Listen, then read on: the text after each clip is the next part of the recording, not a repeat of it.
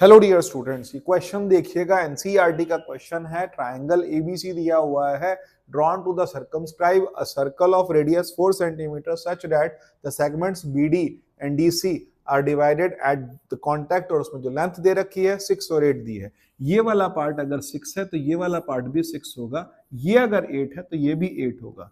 अब हमसे AB और AC की लेंथ पूछी है। हम AB और AC की लेंथ निकालने से पहले हम इस पार्ट को x और x ले लेते हैं। अब जब मैंने इनको x ले लिया तो फिर फायदा क्या होगा, जरा ध्यान से समझिएगा।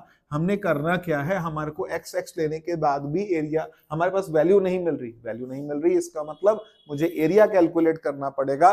और एरिया कैलकुलेट करने के लिए मेरे पास 3 ट्राइंगल्स में अलग अलग लूंगा। पहला ट्राइंगल आएगा मेरे पास ये वाला, जिसमें रेडियस दे रखी है 4, इसका मतलब हाइट हो गई 4।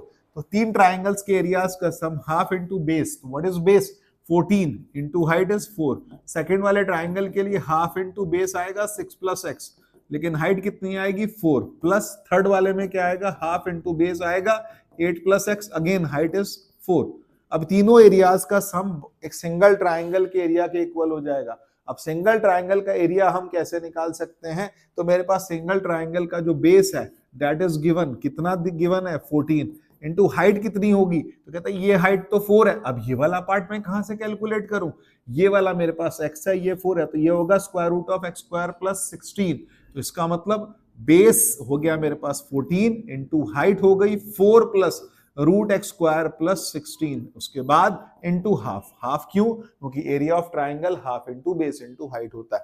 पूरे एक्सप्रेशन को हाफ से डिवाइड कर दिया मैंने, वो काम हो गया कंप्लीट। उसके बाद आता है 14 4 56, और उसके बाद आ रहा है 4 times 6 plus x plus 4 times 8 plus x is equal to 14 से 14 into x 4 plus root x square plus 16। अब इसके बाद अगला काम करना होगा मुझे इसको फर्दर सिंप्लीफाई करने का। 56 प्लस उसके बाद आ रहा है 24, 56 और 24 हो गया आपका 80, 80 plus 32 it's coming 112 plus 4x is coming 8x is equal to 14 4 56, 56 plus 14 times